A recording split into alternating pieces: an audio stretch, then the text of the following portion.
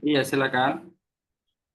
Alhamdulillahirrabbilalamin wa bihi nasta'inu ala umuri wadin wassalatu wassalamu ala rasulillah wa ala alihi wa sahbihi wa la hawla wa la quwata illa billah amma ba'd.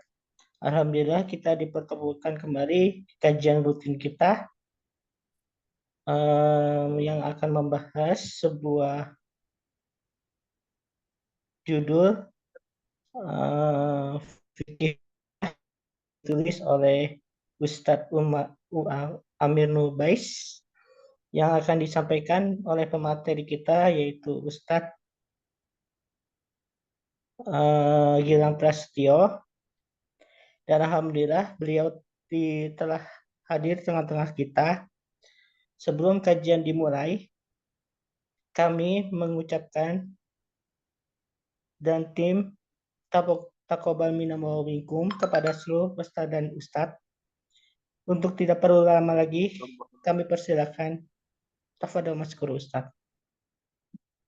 Nah, Assalamualaikum warahmatullahi wabarakatuh.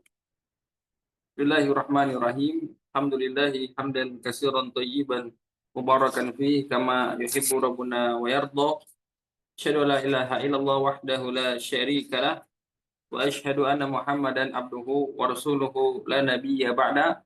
Amma ba'du. Mungkin sebelumnya kita karena sudah lama libur dan telah sama-sama menyelesaikan bulan Ramadan, ya saya ingin mengucapkan kepada seluruh yang hadir, taqabbalallahu minna wa minkum. Insya Allah kita akan lanjut mengkaji buku pengantar fikih jual beli dan harta haram. Dan alhamdulillah kita sampai di halaman 48. Kita masih di pembahasan mengenai rukun dan syarat jual beli. Rukun dan syarat jual beli. Nah, nanti ini tolak ukurnya yaitu mengenai akad.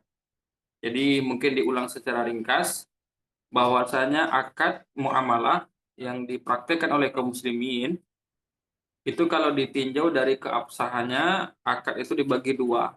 Yang pertama ada akad yang bernilai sah, yang diizinkan ya, yang dilegalkan oleh syariah. Yang kedua ada akad yang tidak sah, batal. Ini berlaku untuk seluruh akad secara umum dan akad jual beli secara khusus. Akad yang bernilai sah, yakni maksudnya jual beli yang bernilai sah, akad jual beli yang bernilai sah, yaitu akad yang memenuhi syarat-syarat akad tersebut. Jadi kan mulai mulai mengerti ya, mulai ketemu alurnya.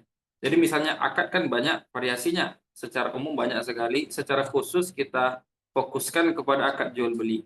Jadi akad itu ada yang sah, ada yang tidak sah, ditinjau dari keabsahannya. Nah, akad jual beli yang sah yaitu akad yang memenuhi syarat-syarat jual beli atau syarat-syarat akad tersebut. Berarti nanti kalau sewa menyewa itu kalau baru dikatakan sewa menyewa itu sah legal secara tersebut harus memenuhi syarat-syarat sewa menyewa. Demikian juga jual beli. Nah, barulah kita mulai sampai nih di sini. Nah, kalau syarat ini hilang satu saja, maka akad tadi menjadi tidak sah dan menjadi batal. Nah, pembahasan kita di masalah rukun dan syarat, kita telah lampau membahas masalah rukun. Kita mungkin masih di pembahasan masalah rukun ya, belum masuk ke syarat. Jadi untuk jual beli rukunnya ada tiga. Yang pertama rukunnya yaitu subjek. Rukun jual beli pertama adalah subjek, yakni penjual dan pembeli. Kemudian rukun yang kedua adalah objek, yaitu bisa uang dan bisa barang. Objek itu bisa uang, bisa barang. Kemudian rukun yang ketiga adalah sigot. Sigot itu ungkapan, pernyataan ya, yang memang dilontarkan untuk menyatakan seseorang itu memang jadi bertransaksi. Dia setuju, rela untuk melakukan transaksi tanpa ada unsur paksaan. Nah, jadi itu nanti di sigot. Sigot itu ya pernyataan yang menghubungkan si penjual dan pembeli. Jadi dari pernyataannya itu bisa dibaca bahwasanya si penjual memang hendak menjual barangnya dan si pembeli memang hendak membeli barang tadi tanpa ada unsur paksaan. Itu dinamakan sigot. Jadi saya ulangi, rukun jual beli tiga. Yang pertama ada subjek, pelaku. yang kedua ada objek akad, yang ketiga ada sigot. Sigot itu pernyataan, ungkapan yang menghubungkan antara pelaku akad. Yang memang nampak bahwasanya mereka berdua ini memang bersedia melaksanakan akad tersebut. Nah, untuk sigot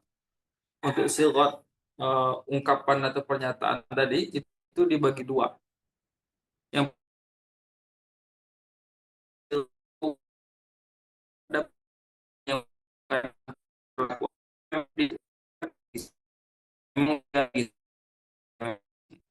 kan ini memang sederhananya disebut ijab dan qabul. Ijab dan qabul mungkin seperti contoh pernyataan si penjual, saya jual barang ini 100.000. Kemudian deal, maka pembeli mengatakan saya beli barang ini 100.000. Nah, itu contoh ijab dan qabul. Nah, kemudian ada sigot yang kedua, tadi sigot qauliyah, sigot pernyataan yang diungkapkan secara lisan. Kemudian ada sigot fi'liyah. Sigot fi'liyah ini ungkapannya tidak diucapkan secara lisan, tapi ungkapannya itu dinyatakan dengan diutarakan atau dilahirkan dengan perbuatan, secara perbuatan. Bahkan sigot fi'liyah ini terjadinya bahkan tanpa kata-kata, tanpa ada sepatah kata pun keluar dari si penjual, tanpa ada sepatah kata pun keluar dari si pembeli, dan mereka ya dari isyarat saja, dari gerak-gerik tubuh itu sudah bisa dibaca bahwasanya si penjual hendak menjual barang, si pembeli hendak membeli barang. Itu sigot ya, ada qauliyah, ada fi'liyah. Untuk sigot yang qauliyah ya bisa disebut mayoritas ulama sebutkan itu sah. Adapun untuk sigot yang fi'liyah yang tanpa ada ijab qabul, yang sigot ini secara aksi saja, ini ulama berbeda pendapat. Ulama berbeda pendapat. Sah nggak jual beli yang tanpa ngomong ini? Sah nggak jual beli tanpa ijab kabul? Itu inti pertanyaannya. Sah nggak jual beli tanpa ijab kabul? Nah, itu yang jadi bahan bahasannya. Kita lihat keterangan di buku dan juga nanti penjelasan para ulama mengenai masalah ini. Haruskah diucapkan? Jadi sigot pernyataan jual beli itu haruskah diucapkan? Halaman 48. Ulama berbeda pendapat dalam masalah sigot jual beli. Pertama, dalam mazhab Syafi'i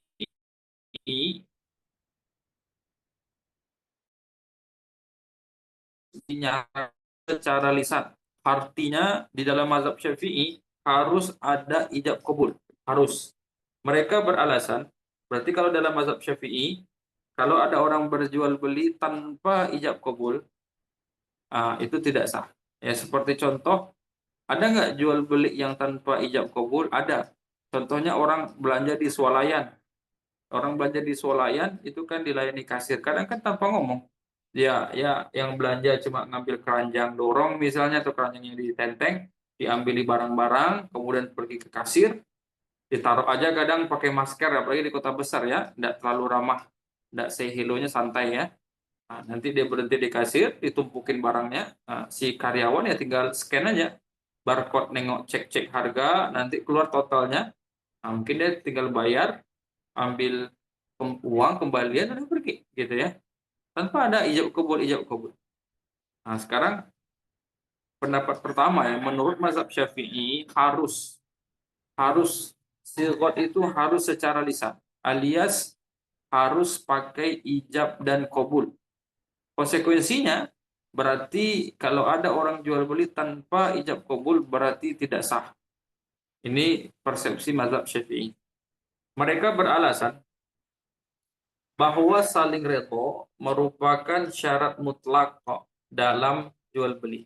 Nanti syarat yang diantara syarat yang penting dalam jual beli adalah pelaku akad saling redho.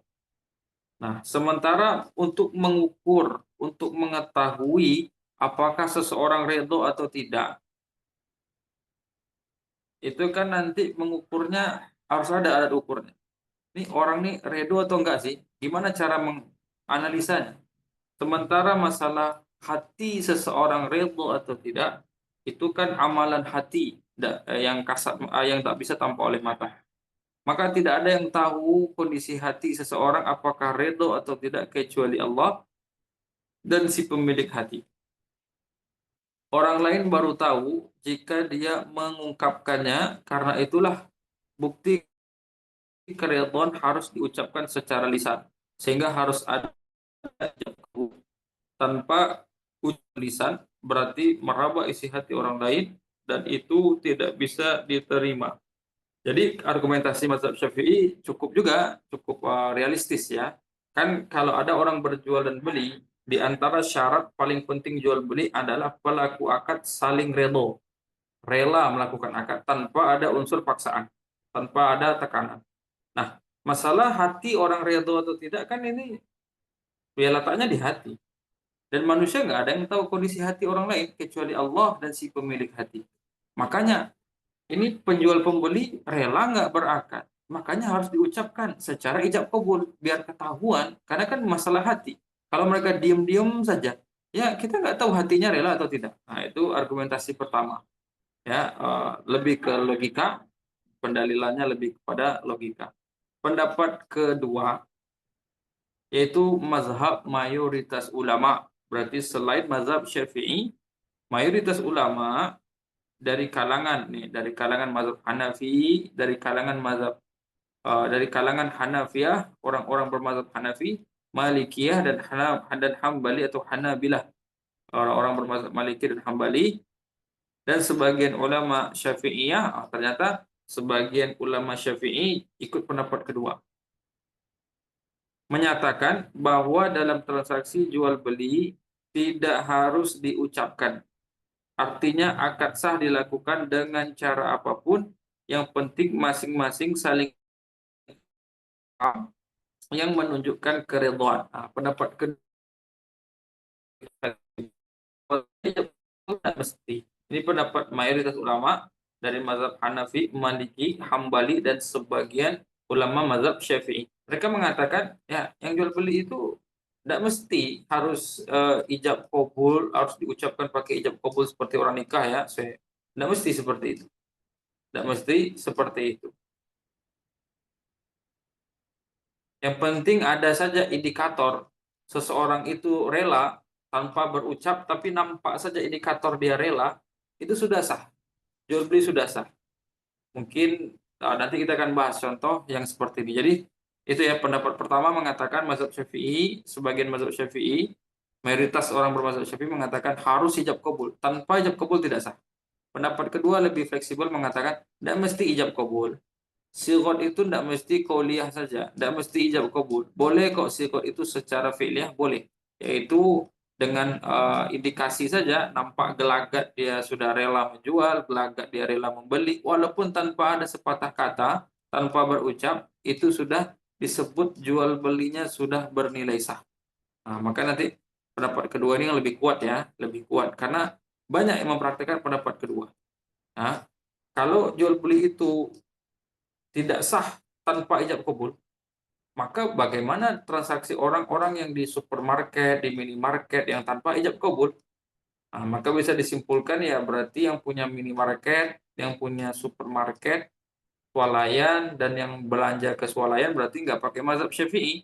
Karena kalau mereka pakai mazhab Syafi'i, ya siap-siap harus ijab kabul. Kan repot, minimarket setiap orang beli, setiap item, saya jual, saya beli, saya jual, saya beli, saya jual, salaman terus. Itu kan repot. Nah, maka bisa disimpulkan mereka yang bermazhab Syafi'i sekalipun tidak mengamalkan di antaranya masalah ini, tidak mengikut kepada pendapat mazhab Syafi'i yang mana menekankan kalau jual beli harus pakai ijab kabul. Nah, tapi pendapat kedua lebih fleksibel, yaitu tidak mesti ijab kabul. Yang penting ada saja indikasi, ada ciri-ciri, ada kesan ya dia sudah rela menjual dan dia rela membeli, itu sudah cukup walaupun tanpa ada sepatah kata. Kita lihat pendalilan yang kedua. Mazhabu Syafi'i rahimahullahu annal bai'a la yasihu illa bil ijab wal qabul. Keterangan Ibnu Qudamah, pengarang kitab fenomenal, kitab besar ya rujukan Al-Mughni, dia mengatakan dari mazhab Hambali, pendapat mazhab Syafi'i atau pendapat Syafi'i, pendapat Imam Syafi'i rahimahullahu taala, bahwasanya jual beli itu tidak sah kecuali dengan ijab dan kabul. Masya Allah. Berarti lihat di Indonesia, Banyak sekali di Indonesia ini kaum muslimin yang berlabelkan mazhab Syafi'i, yang ngeklaim mereka bermazhab Syafi'i, banyak sekali mereka berjual beli tanpa ijab dan qabul. Padahal pendapat pernyataan Imam Syafi'i dan para ulama Syafi'i mengatakan jual beli tidak sah kecuali dengan ijab qabul. Nah, ini kan luar biasa. Wa zahaba ba'du ashabihi ila misli qaulina. Namun sebagian ulama dari kalangan mazhab Syafi'i mereka malah berpendapat misli qaulina, mengikuti pendapat mazhab Hambali. Mazhab Hanafi, Maliki, Hambali mengatakan tidak perlu ijab qabul, tidak perlu ijab qabul karena sighat itu ada qauliyah yakni ijab qabul, ada juga sighat fi'liyah yakni dengan aksi saja. Al-aghzu atau akad al-mu'atah. Al-mu'atah itu ada proses memberi, menerima sudah. Memberi, menerima sudah. Kemudian beliau melanjutkan, Ibnu Qudamah melanjutkan, walana anna Allah ahalla al-bai'a wa lam yubayyin kayfiyatahu. Fawajaba ar-ruju'u fihi ila al-'urf. Wa lam yunqal 'anil nabiy sallallahu alaihi wasallam wala 'an ashabihi ma'a kasrati wuqu'il bai' bainahum isti'malul ijab wal qabuli walau ista'malu zalik fi baya'atihim lanukila naklan sya'i'an walau kana zalika syartan lawajaba nakluhu. Nah, kata Ibnu Qudamah, dan menurut kami bahwasanya Allah itu telah menghalalkan jual beli. Allah telah halalkan jual beli dan Allah memang tidak merinci teknisnya seperti apa. Maka untuk hal seperti ini wajib untuk merujuk ya, wajib untuk merujuk adat istiadat, adat positif yang telah berlaku di masyarakat. Ini pertama, karena jual beli itu dibolehkan Allah, namun Allah tidak merinci tata caranya, maka silakan tata cara jual beli yang bagus, yang sehat itu mengacu merujuk kepada adat yang sehat, adat yang sehat. Walam yunqal, dan tidak ada dinukil satupun dari Nabi SAW dan juga dari para sahabat tentang ijab kabul, tidak ada. Padahal mereka sering sekali berjual beli. Nabi dan para sahabat itu di zaman Nabi SAW itu mereka tuh sering jual beli. Mungkin hampir tiap hari ada orang yang jualan, ada jual dan beli. Tapi tidak ada satupun nukilan, riwayat atau asar pernyataan para sahabat atau pernyataan tabi'in yang setelahnya, tidak ada satupun yang sampai yang terdata ya bahwasanya Rasul atau para sahabat itu kalau belanja pakai ijab kabul itu tidak ada. Jadi luar biasa ya. Tidak ada dinukil dari Nabi SAW dan tidak pula dari para sahabatnya, padahal mereka sering berjual beli, tidak pernah dinukil penggunaan ijab kabul.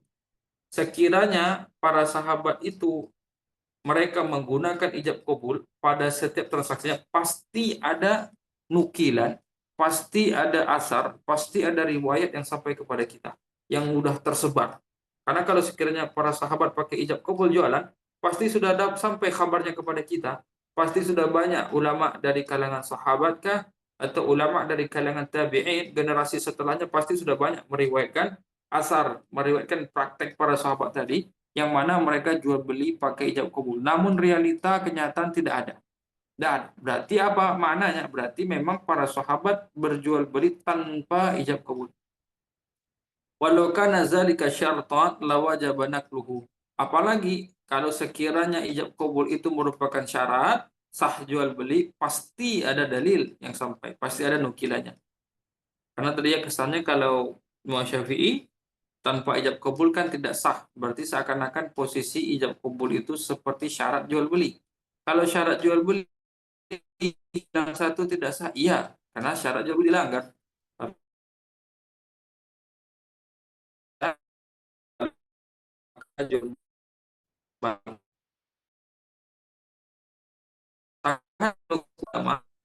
Kembali kepada prinsipnya bahwasanya Allah menghalalkan jual beli, sementara Allah tidak menjelaskan tata caranya, sehingga ukuran keabsahannya kembali kepada uruf, tradisi dan kebiasaan masyarakat yang sehat, tradisi dan kebiasaan yang berlaku di masyarakat.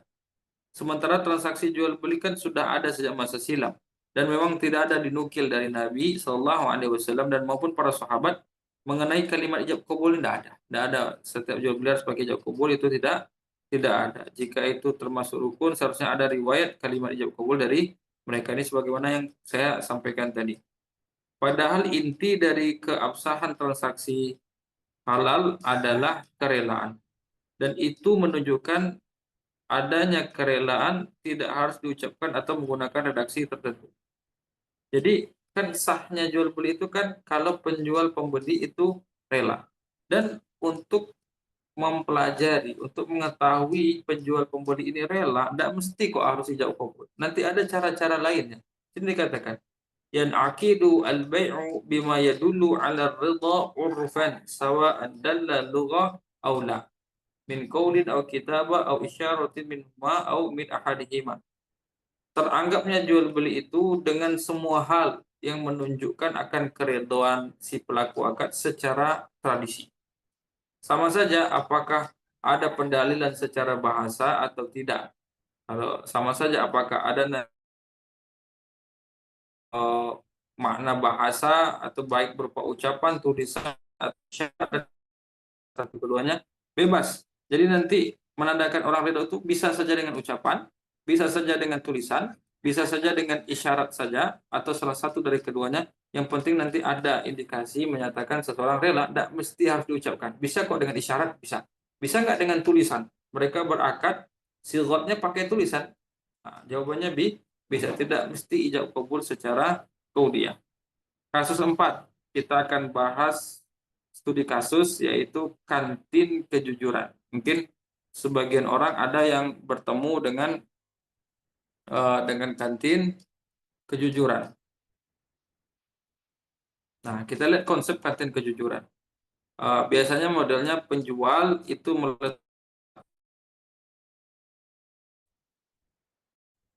kemudian dituliskan harga, ditaruh barang di suatu kantin atau suatu lorong-lorong, misalnya itu di asrama murid, ditaruh di lorong-lorong, mungkin ditaruh pakai keranjang, ditaruh suatu makanan dan ditulis harga. Maka pembeli dipersilahkan ya mengambil barang sendiri dengan meletakkan uang senilai harga barang di tempat yang telah disediakan. Apakah ini dibolehkan? Coba kita lihat. Kantin kejujuran itu si pemilik barang, si penjual, dia biasanya ya ambil keranjang atau wadah atau tempat, nanti ditaruh barangnya, cuma dikasih kertas untuk harga, kemudian orang datang untuk beli. Jadi kalau datang beli, ya yang jual nggak ada di situ, yang ada cuma barang plus harga. Datang orang beli, dia tinggal ambil barang, kemudian dia sesuaikan pembayarannya, uang ditaruh, bahkan kadang kembalian ambil sendiri ya, disediakan uang di situ. Mau pakai uang kembalian, ambil kembaliannya sendiri. Nah, ini sah atau tidak? Kenapa dipertanyakan sah atau tidak? Karena sudah jelas. Kalau seperti kantin kejujuran, sudah jelas tidak ada yang namanya ijab kabul, itu tidak ada. Tidak ada yang namanya ijab kabul. Ini sah atau tidak? Jawab, dalam transaksi di kantin kejujuran tidak terjadi pertemuan antara penjual dan pembeli, sehingga tidak ada komunikasi di antara mereka, berarti tidak ada ijab kabul. Kita bisa masukkan dalam salah satu contoh, itu sebuah fi'il tanpa ijab kabul, namanya jual beli mu'athah. Secara hukum transaksi ini dibolehkan karena sebenarnya penjualnya ada, hanya saja dia tidak berada di tempat transaksi. Ini dibuktikan dengan kerelaannya untuk meletakkan barang dan memasang harga barang di tempat yang telah disediakan. Jadi kalau bingung lihat kata kejujuran, nih penjualnya mana? Penjualnya mana? Jawabannya penjualnya ada, cuma tidak di lokasi. Buktinya mana? Yaitu dia taruh keranjang, dia taruh produknya di sana, dia taruh harga. Nah, sebenarnya itu sudah indikasi ya, ada indikasi tanda dia sudah rela untuk menjual barangnya senilai harga yang dia tuliskan. Ada saja nanti kalau hanya saja orang kalau beli memang nggak ketemu langsung dengan si penjual. Dan tidak menjadi syarat dalam transaksi jual beli bahwasanya si penjual harus di lokasi, tidak. Karena kalau penjual dan pembeli harus ketemu, harus ijab kabul. Nah, itu kan susah. Nanti kalau seperti itu jual beli online tidak boleh. Maka dipahami ya, penjual harus ada karena itu merupakan rukun. Tapi tidak menjadi syarat penjual harus ada di lokasi akad. Penjual bisa saja berada di daerah manapun. Mereka bisa bertransaksi secara online. Nah, yang penting tadi kuncinya. Si penjual memiliki barang. Maka kayak kantin kejujuran jawabannya boleh. Walaupun tidak ada interaksi antara penjual pembeli secara langsung, tidak terjalin komunikasi, tidak ada ijab kabul antara mereka, jual beli tidak tetap. Dari mana kita barang yang di suatu tempat dan dia sudah menuliskan harga berapa yang harus dibayar, itu indikasi dia sudah mau untuk menjual barangnya. Ini mengenai rukun ya. Kita ringkas lagi, kita review bahwasanya rukun jual beli ada 3. Yang pertama ada penjual pembeli, yang kedua ada objek ya, objek itu barang dan uang. Kemudian yang ketiga ada yang namanya sigot. Sigot itu ada kuliah yakni ijab kabul. Yang kedua ada sigot fi'liyah, yaitu mereka perantara atau pernyataan yang menghubungkan pelaku akad tidak mesti pakai ijab dan kabul. Dia cuma pakai isyarat, nah, atau mu'athah atau take and give saja. Ada yang ngambil, ada yang menerima. Ada yang menerima, ada yang mengambil, itu sudah disebut jual beli. Kemudian kita masuk ke syarat jual beli di halaman 52. Syarat jual beli. Selanjutnya kita beralih ke pembahasan syarat jual beli. Mengulang definisi syarat jual beli. Syarat jual beli yaitu ketentuan yang harus dipenuhi agar jual belinya bernilai sah. Syarat jual beli telah ditentukan oleh syariat. Jadi syarat jual beli itu kalau di buku ini konsepnya nanti seakan-akan syarat jual beli itu merupakan turunan rincian dari sigot. Sigot kan ada 3. Ada pelaku akad, ada objek akad, ada rukun jual beli ada 3. Ada subjek, ada objek akad, ada sigot.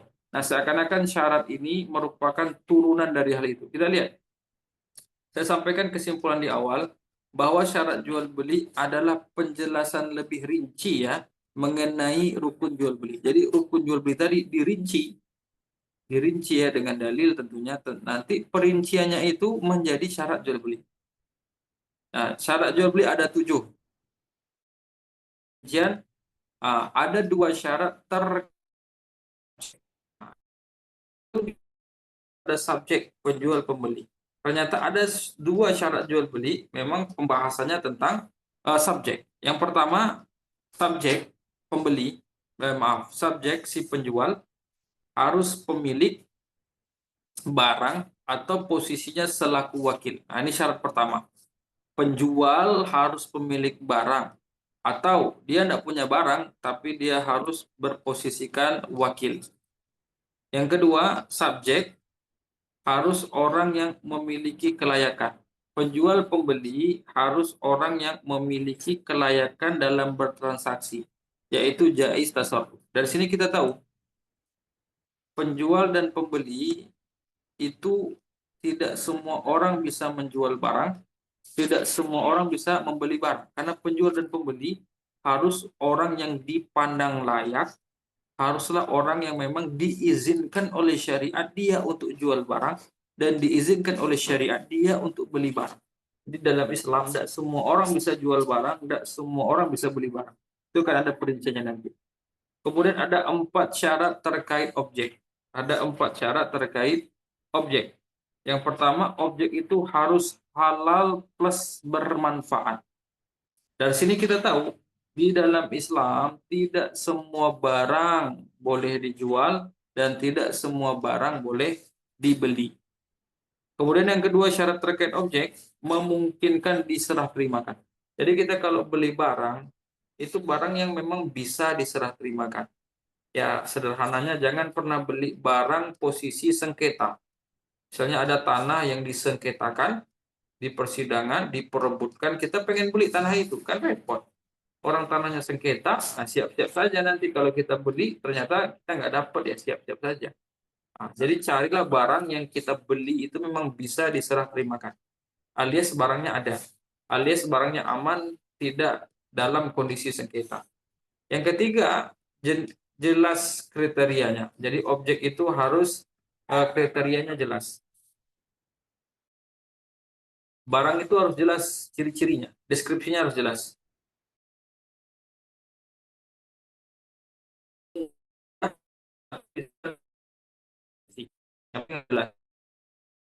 Objek, harga harus jelas. Jadi harga barang itu harus jelas. Jangan sampai ada barang itu harganya dua. Ada dua harga untuk satu barang. Nah, an bai'ataini fi bai'atin. Rasul larang ada dua harga untuk satu produk.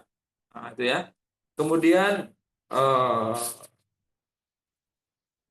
satu syarat terkait sirat yaitu saling redha. Terkait sirat yaitu saling redha. Kita akan rinci pembahasan lebih detail sesuai urutan di atas. Insyaallah kita akan masuk pembahasan tentang syarat jual beli. Saya ulang ya, syarat jual beli 7, dan ternyata syarat jual beli ini relate. Dia malah merinci dari rukun. Saya ulang lagi ya, rukun jual beli 3, ada subjek, pelaku akad, penjual pembeli, ada objek, yakni barang bisa uang, kemudian ada sigot. Sigot itu ungkapan pernyataan yang menghubungkan penjual pembeli. Sigot ada dua tadi, ada qauliyah, ijab qabul, ada fi'liyah, yaitu mu'athah, yaitu memberi dan menerima. Nah, ada 7 syarat jual beli. Dan ini 7 syarat jual beli itu merinci dari 3 rukun. Rukun pertama subjek. Nah, kalau kita bahas masalah subjek, ada 2 syarat terkait subjek. Syarat jual beli terkait subjek yang pertama menekankan ya si penjual itu harus punya barang. Atau kalau dia tidak punya barang maka dia wakil resmi ya, wakil atau orang yang mendapat izin dari si pemilik barang untuk menjualkan barang. Syarat yang kedua terkait masalah subjek yaitu penjual dan pembeli haruslah jaiz tasarruf, ahliyatu fit tasarruf. Penjual dan pembeli haruslah orang yang diperbolehkan, diizinkan oleh syariat untuk menjual dan membeli. Berarti dalam Islam tidak semua orang bisa jual dan beli. Kemudian rukun kedua yaitu objek. Untuk objek ada 4 syarat jual beli relate dengan atau terkait masalah objek. Yang pertama, barang yang diperjualbelikan harus mubah bermanfaat. Nah, maka tidak semua barang bisa dijual, tidak semua barang bisa dibeli. Kemudian selanjutnya barang yang dibeli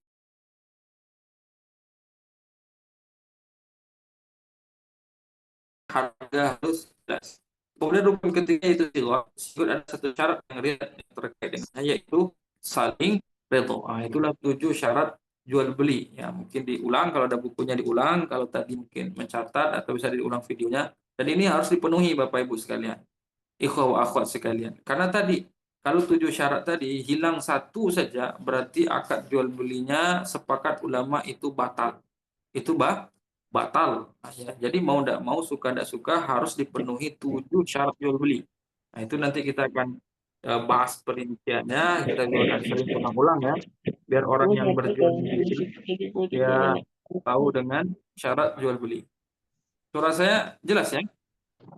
Jelas. Tip. Mungkin kita masuk tanya jawab dulu. Nah, coba kalau ada yang ditanya, silakan tanya jawab dulu, biar tidak bosan lama ya, udah setengah jam lewat kita masuk tanya jawab. Bisa kalau tidak kita tambah materi, biar tidak monoton ya. Coba Silakan. silakan, biar lebih fresh.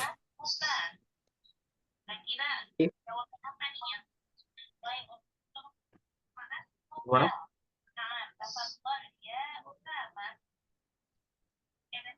Ini ada bukan pertanyaan.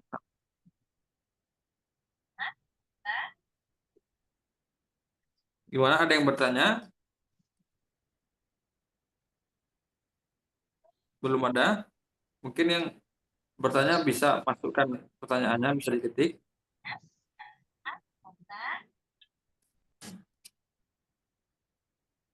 Belum ada yang bertanya.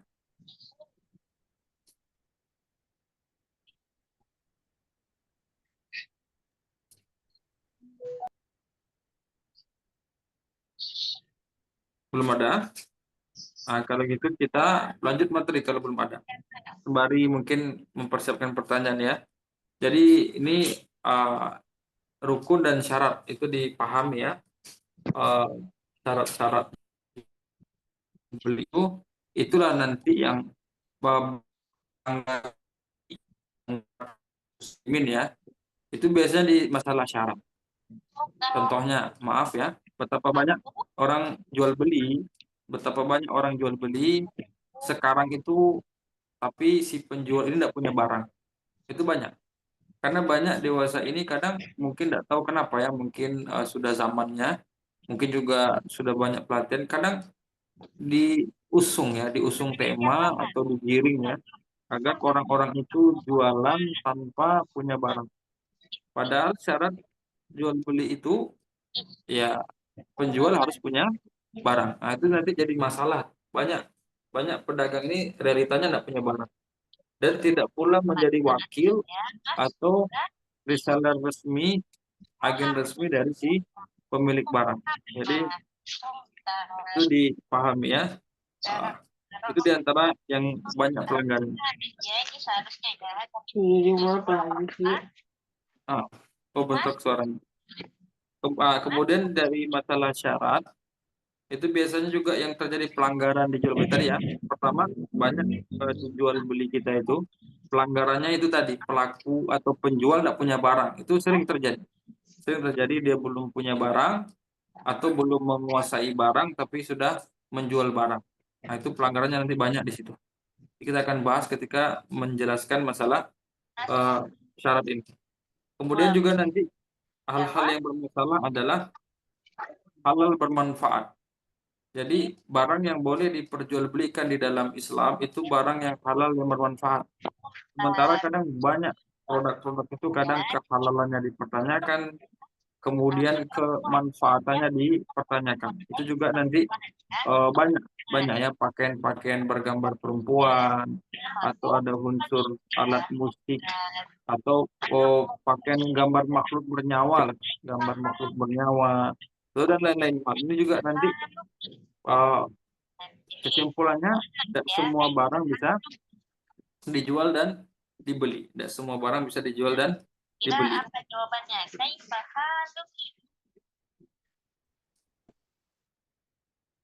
Nah, siapa yang mau menjawab? Nabi Imam? Sudah kembali? Di dalam tiga, ini suaranya bentrok. Bisa dengar teman-teman? Ini kayak bentrok dengan beliau ini. Ngajar atau bahasa Arab ya kayaknya. Afwan, Iya. Halo, Eh, Ustazah. Alhamdulillah ya. Alhamdulillah. Tidak ada perbedaan untuk anak dan mudzakkar ya, untuk anak ya. Nah, al'an kita pakaian luka. bentrok gimana ini? Kaifa luka. Halo, Ustazah.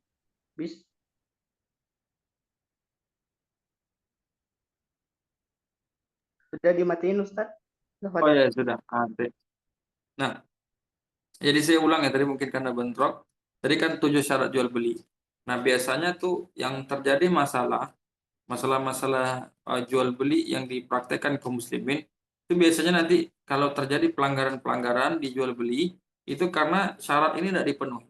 Contohnya banyak orang jual barang tapi tidak memiliki barang. Ini banyak, banyak karena mental pedagang sekarang ya mungkin dia pengen dagang tidak mau risiko.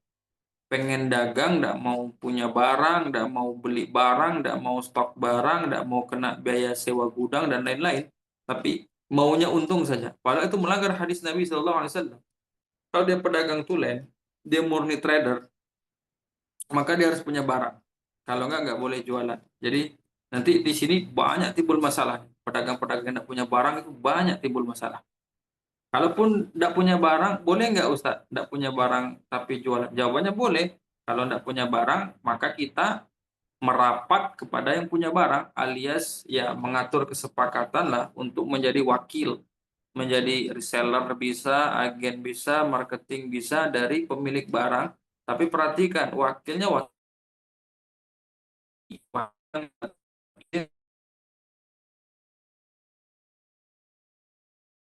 yang terjadi itu juga di hal pendidikan. Setelah barang bisa diperjualbelikan. Barang yang diperjualbelikan itu haruslah barang-barang yang halal dan bermanfaat. Jadi nanti banyak lagi nih pelanggaran-pelanggaran orang yang memproduksi macam-macam. Kasusnya nanti meluas, melebar. Karena banyak sekali barang-barang yang tidak dinyatakan mubah secara syariat walaupun sudah bertebaran di tengah-tengah masyarakat. Kemudian nanti mungkin masalah kriteria barang tidak jelas, mungkin masalah serah terimanya ya itu tidak jelas, nanti lebih kepada jual beli goror. Nah, kemudian nanti semasalah subjek ya, kelayakan. Nah, jadi pelaku penjual pembeli itu harus orang yang layak berjual beli di dalam Islam. Dan ini di sini kita tahu di dalam Islam tidak semua orang bisa jual dan bisa beli. Mungkin secara ringkas saja, orang yang boleh menjual dan membeli di dalam Islam itu haruslah orang yang baligh dari sisi usia, kemudian dia berakal, maksudnya bisa menalar, kemudian dia rasyid. Rasyid itu orang yang cerdas mengelola harta, orang yang pandai mengelola harta, tidak mudah ditipu, tidak mudah dibodohi dari sisi harta. Itu orang-orang yang boleh seperti itu. Adapun nanti anak kecil yang belum baligh, bahkan belum tamyiz, itu nanti sebagian ulama larang untuk jual beli. Adapun orang yang akalnya tidak jalan, tidak bisa menalar, tidak connect, itu juga tidak boleh jual beli. Atau ada orang besar, usianya sudah tua, akalnya ya katakanlah dia kuliah gitu ya, akademisinya ada, latar belakang akademisinya ada, cuma dia tidak pandai kelola harta. Kalau pegang uang skala besar itu habis. Nah, kalau dia orang yang usianya sudah besar, bahkan akalnya jalan, connect diajak ngomong. Tapi kalau tidak pandai kelola harta, kalau beli barang selalu kemahalan, kalau jual barang selalu kemurahan, ditawar murah di bawah harga pasar dia bahkan jual, atau kalau pegang uang banyak habis sekejap jual barang. Orang yang tidak pandai mengelola harta, bodoh mengelola harta nanti disebut dalam Islam safi. Nah, kalau orang yang boleh menjual dan beli, orang yang boleh pegang harta, boleh kelola harta, boleh menjual barang, boleh beli barang, harus rasyid. Nah, itu syaratnya. Lawan dari rasyid adalah safi. Safi ini bodoh kelola harta. Orang yang bodoh kelola harta, keterangannya tadi ya, kalau beli barang selalu kemahalan, kalau jual barang selalu kemurahan, rugi terus dia kalau jual. Kalau beli, tipu terus. Atau kalau pegang uang banyak, habis tanpa terasa, tanpa tersisa, tanpa membekas. Dan yang dibeli juga barang-barang yang tidak bermanfaat, beli barang mahal-mahal gunanya nggak ada, gitu ya. Itu disebut safih dalam Islam. Safih yaitu orang yang diboikot, orang yang tidak diperbolehkan pegang uang, tidak diperbolehkan mendistribusikan uang, tidak diperbolehkan di mata syariat untuk menjual dan untuk membeli barang. Jadi, perhatikan tidak semua orang bisa jual dan beli. Tidak semua orang boleh pegang harta di dalam Islam. Itu kita akan ada pembahasannya. Jadi kalau masuk materi baru itu lumayan panjang. Coba mungkin kita, kalau ada yang ditanya silakan. Coba yang Saya lain kalau yang ditanya, biar nggak Ibu nanti atau banyak bapak-bapak materinya. silakan. Kita baru mulai ya.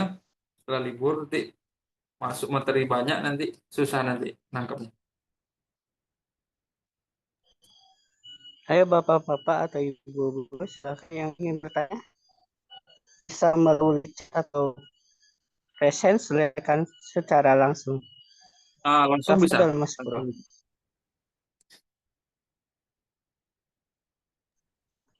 Ya Ustaz, belum ada kayaknya. Oh, belum. Tunggu dulu bentar. Nunggu. Karena kalau dilanjut materi banyak nanti. Iya, makanya tunggu 5 menit dulu bentar. Iya, tunggu 5 menit. Tadi udah lumayan banyak. Iya, Bebas ya, enggak mesti muamalah, nanya waris atau zakat juga bisa. iya, silakan ayo. Mumpung ada waktu ayo sekitar belum. Bapak atau ibu-ibu?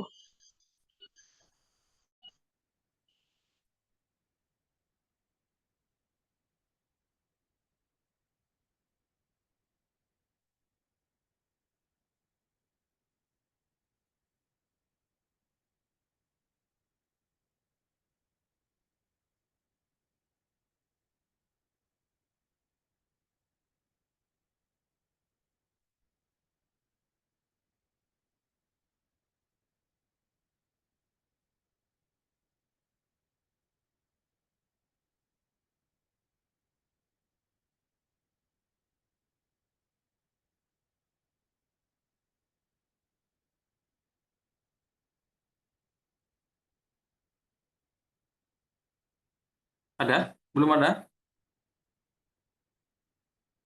Apa bisa lanjut materi? Ya kita lanjut aja materi sedikit ya. Baik, kita masuk ke halaman 53. Syarat pertama dari jual beli yaitu pelaku akad harus pemilik atau wakil dari pemilik.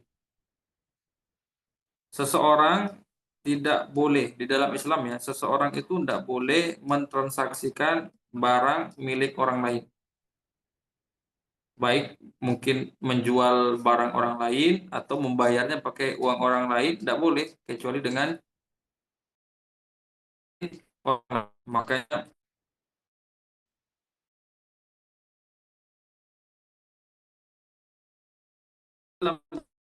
ini dari hakim kerja di Nah, itu nanti Hakim Ibn Hizam ini dia bertanya kepada Nabi Shallallahu Alaihi Wasallam, ya Rasulullah, ya'tini ar-rajul fayuridu minni al-bai'a laisa indi afa abta'uhu lahu minasuq. Wahai Rasulullah, perhatikan redaksinya. Wahai Rasulullah, baru saja datang kepadaku calon pembeli. Nah, kebetulan calon pembeli ini yuridu minni al-bai'a laisa indi. Calon pembeli ini dia pengen beli barang, kebetulan barang itu tidak saya miliki, tidak dimiliki. Bisa dengan makna memang nggak pernah jual barang itu, atau dengan makna dia jual barang itu, cuma kebetulan pas ada yang beli lagi habis stoknya. Intinya di tokonya nggak ada barang. Jadi ya'tini rajul fayuridu minni al-bai'a laysa indi. Datang kepada aku calon pembeli, dia ingin beli barang yang nggak ada padaku, yang tidak ada padaku. Kemudian afa abta'uhu lahu minasuq. Ya Rasulullah, boleh nggak ya saya berakad dulu dengannya, kemudian setelah akad baru saya carikan barang, baru saya belikan barangnya. Jadi berakad dulu, setelah itu baru dibelikan barang. Maka kata Nabi sallallahu alaihi wasallam, la tabi' ma laysa indak. Jangan pernah kau jual barang yang tidak kau miliki. Berarti kan barang yang nggak kita miliki berarti kan barang milik orang lain, gitu ya. Barangnya milik orang lain karena bukan milik kita. Nah, itu ya. Jadi itu kita tidak memiliki. Jangan la tabi' ma laysa indak. Jangan pernah engkau jual barang yang tidak engkau miliki. Nah, ini dipahami hadisnya. Makanya penjual itu harus punya barang. Tidak boleh kita jual barang orang lain. Kita belum, barang ini belum punya kita, punya bos kita misalnya, punya teman kita, berarti kan punya orang lain. Kita harus beli dulu, pindah hak milik ke kita, baru kita boleh jual. Karena itu dalam transaksi jual beli hanya ada dua pihak yang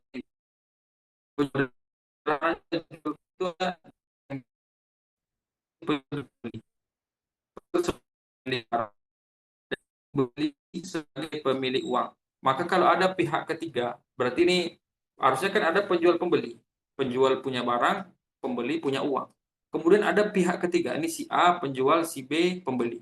Kemudian si C, dia pengen gabung, pengen ngambil untung, pengen terlibat. Maka kalau dia pengen terlibat, maka dia menjadi wakil saja. Dia bisa merapat kepada si penjual, maka dia menjadi wakil untuk bantu jualin barang, atau dia merapat kepada si pembeli. Berarti dia menjadi wakil untuk mencarikan barang. Di sini dikatakan Sehingga jika ada pihak ketiga si C yang terlibat, yang ingin mendapatkan keuntungan juga dari transaksi jual beli antara si A dan si B, maka di sana ada dua pilihan. Nah, maka kalau ada penjual pembeli, si C ingin dapat untung juga, maka ada dua pilihan. Ada dua solusi untuknya.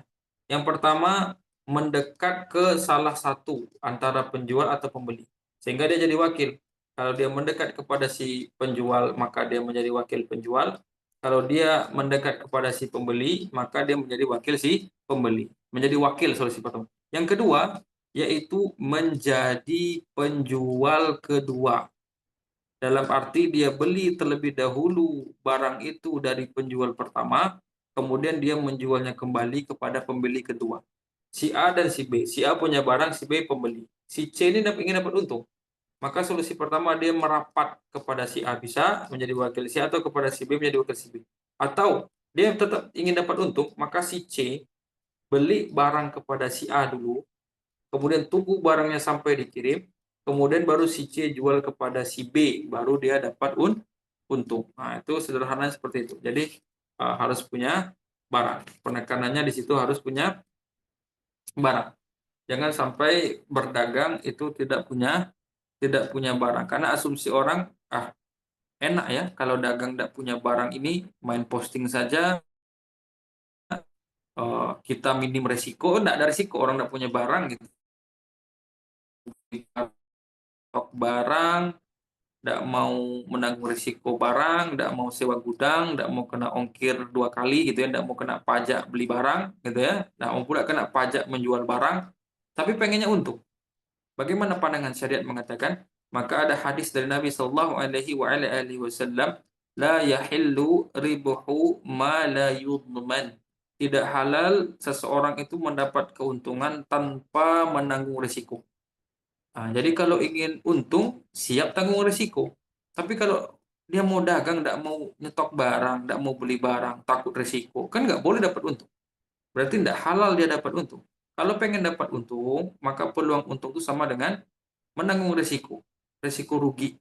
Jadi tadi kata Nabi, bahkan kalau ada yang orang punya prinsip maunya untung tapi tidak mau risiko, wah itu tidak halal.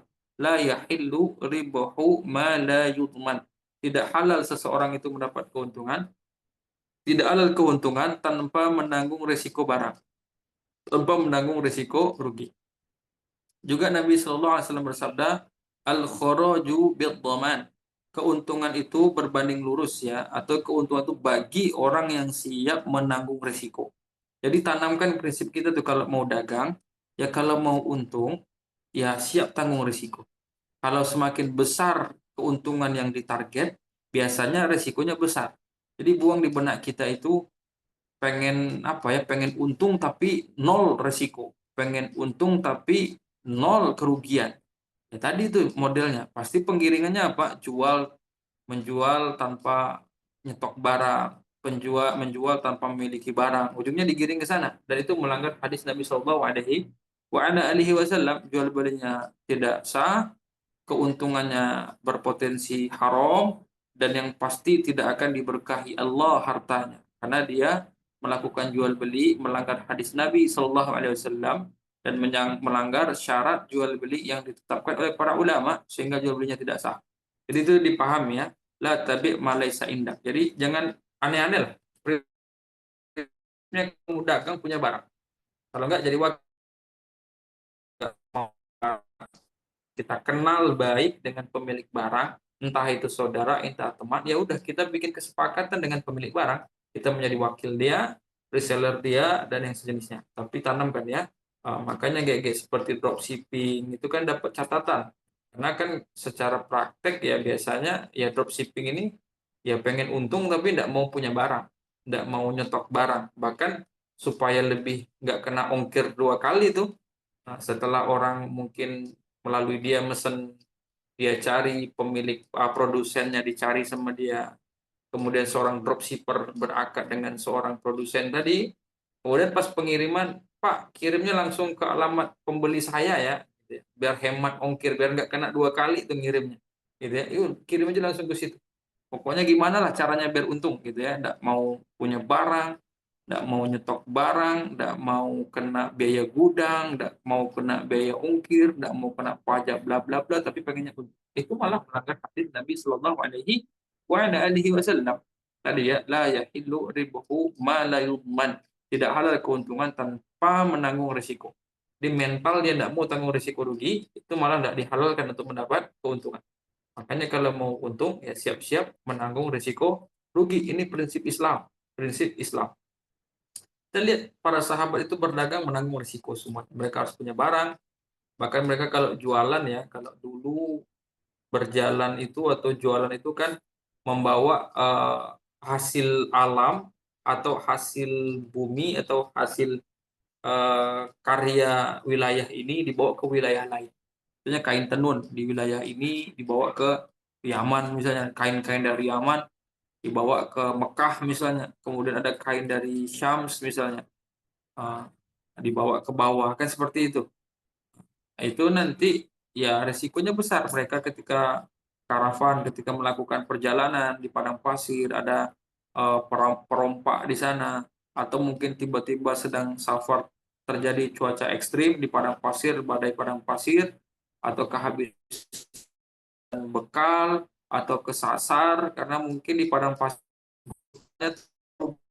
mungkin mendung lah ya, kalau pas mendung juga nggak bisa mantau bulan dan matahari. Karena kalau masih bisa melihat pergerakan bulan, pergerakan matahari dan bintang itu biasanya nggak kesasar. Tapi kalau mendungnya pekat, badainya kuat, sehingga struktur padang pasir kan berubah.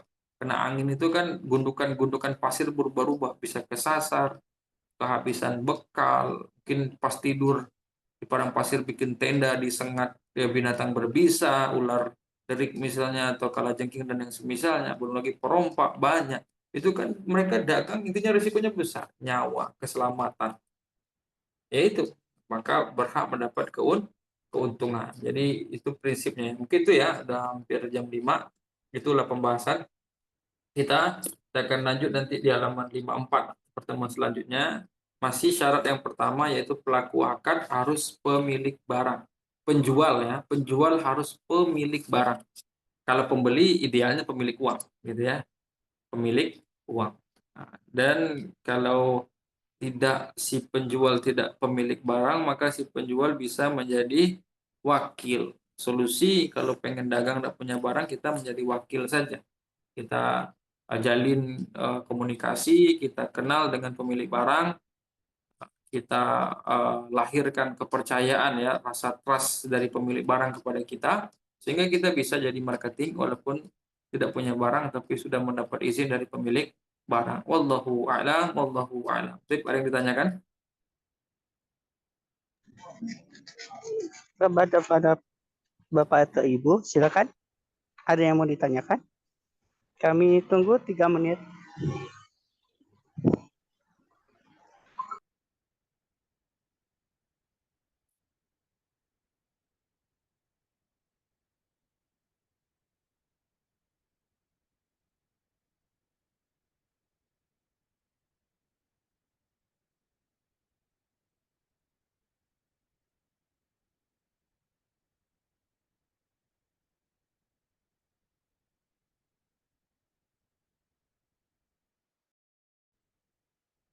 Ini ada satu ya. Assalamualaikum, waalaikumsalam. Kalau menerima pesanan masakan, bagaimana Ustadz? Barang baru ada atau tersedia setelah PO, ada pesanan, misal snack box, nasi box, tumpeng, catering type. Mengenai masalah catering, atau untuk barang-barang yang dia butuh proses pembuatan, ya butuh waktu proses pembuatan, maka nama akadnya istisna. Akad istisna yaitu pesan buatkan barang, custom, nempa, harus diproduksi dulu. Dan dia butuh proses waktu pembuatan. Untuk akad ini bebas. Istisna itu sendiri. Dia ada samalah dengan jual beli, tapi istisna itu punya regulasi sendiri. Maka untuk istisna, diperbolehkan si seorang produsen itu diperbolehkan menjual barang tanpa punya barang, bahkan sebelum bahan bakunya ada boleh. Misalnya catering nih, ada orang pesen nasi goreng 100 box ya, beras aja nggak ada gitu ya. Kita belum belanja, beras pun nggak ada di rumah, boleh. Karena dia akadnya istisna. Saya ulangi ya, untuk barang-barang yang harus diproduksi dulu, di custom dulu, ditempa dulu, dirakit dulu, itu nama akadnya istisna. Keuntungan akad istisna adalah si penjual alias produsen, sani'. Kalau bahasa Arabnya sani', Indonesianya seorang produsen, itu diperbolehkan menjual barang tanpa memiliki barang, bahkan diperbolehkan menjual barang sebelum memiliki bahan baku barang. Adapun teknis pembayaran bebas, mau cash di depan bisa, mau DP dulu bisa, atau tempo bisa, atau pembayarannya setelah barang selesai baru dibayar tunai bisa, bebas. Semoga yang bertanya paham. Itu bukan bay' dia, bukan jual beli. Nanti ini kita bahas regulasi al-bay' jual beli. Kalau yang pesan-pesan ini, pesan buatkan ini nanti namanya istisna, akad tersendiri. Wallahu a'lam. Baik, ada yang lain? Jadi boleh ya, jawabannya boleh. Yang bertanya jawabannya boleh. Usahakan kita yang punya usaha, gitu ya. Kalau orang yang masarkan berarti wakil ya, wakil seorang produsen, maka dia boleh masarkan walaupun barang belum. Gitu. Wallahu a'lam. Ada yang lain? Ada satu lagi Mana? Ustaz di chat. Oh, di chat. Chat ada. Oh iya Ah, iya ya. iya benar-benar baru nampak baru nampak. Baik. Assalamualaikum Waalaikumsalam. Izin bertanya, apa hukumnya apabila penjual belum memiliki barang yang ada produsen? Maksudnya yang dalam kurung, apa hukumnya apabila penjual belum memiliki barang? Dalam kurung ada produsen. Penjual melakukan PO terlebih dahulu, setelah barang ada pada penjual, kemudian baru dikirim ke pembeli dan dilakukan pembayaran COD. Coba bantu saya paham. Jadi mungkin dalam dunia jual beli masih ada masih pada produsen barang, Ustaz. Berarti ini memang jual beli putus ya rencananya kita, berarti yang bertanya ini bukan wakil dari produsen. Nah, kalau kita ingin memasarkan barang produsen atau ingin memasarkan barang si pemilik barang, kalau bisa pakai izin wakil namanya. Tapi kalau ingin ngambil untung sendiri, berarti kan namanya beli putus. Nah, di sini ditanyakan, penjual melakukan PO terlebih dahulu, pemesanan ya. Setelah barang ada pada penjual, kemudian baru dikirim ke pembeli. Harusnya, perhatikan, kalau kita pengen jual barang, barangnya baru ada di produsen atau di distributor. Apalagi barangnya sudah ready. Barangnya nggak butuh diproses dulu, sudah ready di tangan seorang produsen atau di distributor atau di supplier, kita pengen jual, kita tidak punya barang. Maka kalau kita ingin lakukan skema seperti PO ini, pemesanan ini, berarti yang ada bukan akad. Yang ada bukan akad dan jangan terima DP. Yang ada itu namanya al-wa'id bisyira', yang ada namanya janji jual dan janji beli. Misal gini, misalnya tas misalnya, biar mudah. Saya Pekanbaru. Ternyata saya tahu ada di Bandung misalnya, ada toko tas, tasnya bagus-bagus. Saya tahu. Kemudian saya hubungilah kontak di handphone.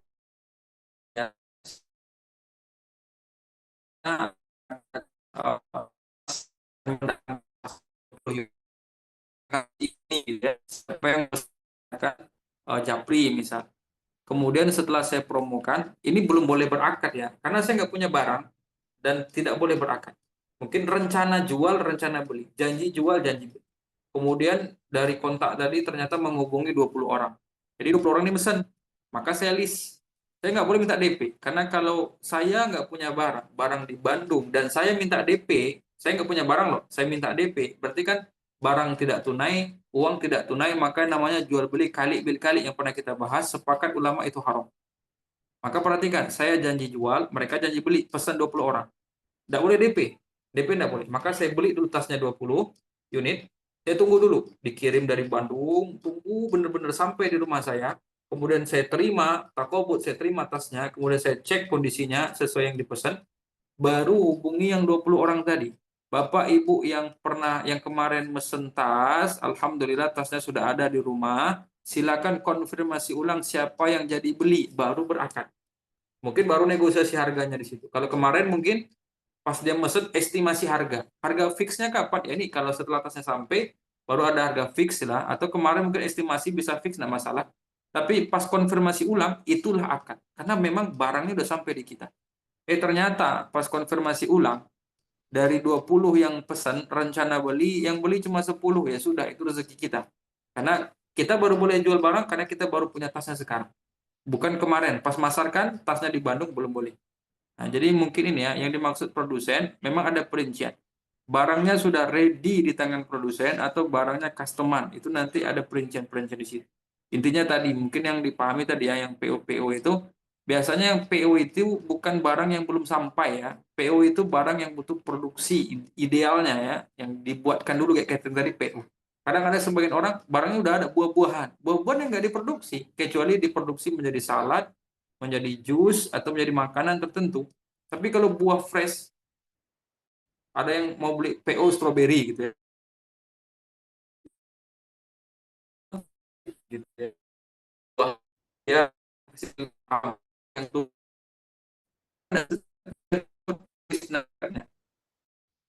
cuma belum nyampe. Jadi PO-nya itu open PO, barangnya belum nyampe gitu. Enggak.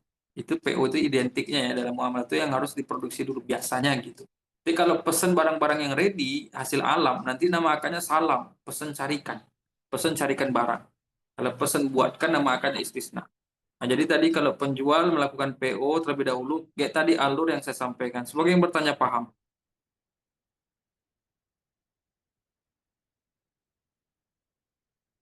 Ada yang lain? Kemungkinan Coba udah cukup waktunya. yang bertanya paham, Sambil nyambung nggak? Ah, semoga paham yang bertanya. ya. Wallahu a'lam. Habis ya, kita tutup. Ya, Nah, jazakallahu khairan Ustaz atas penyampaian materi. Silakan ditutup Ustaz. nah, kalau begitu kita akhiri. Mungkin kalau ada pertanyaan bisa untuk pekan depan ya disimpan. Sehingga bisa di awal dikirim tidak masalah. Di pertengahan tidak masalah. Biar tidak monoton. Diselingi dengan banyak pertanyaan berlanjut materi itu ideal ya. Wallahu a'lam, kita akhiri. Wassallallahu ala nabiyyina Muhammad wa ala alihi wa sahbihi ajma'in wa akhiru da'wana alhamdulillahi rabbil alamin. Assalamualaikum warahmatullahi wabarakatuh.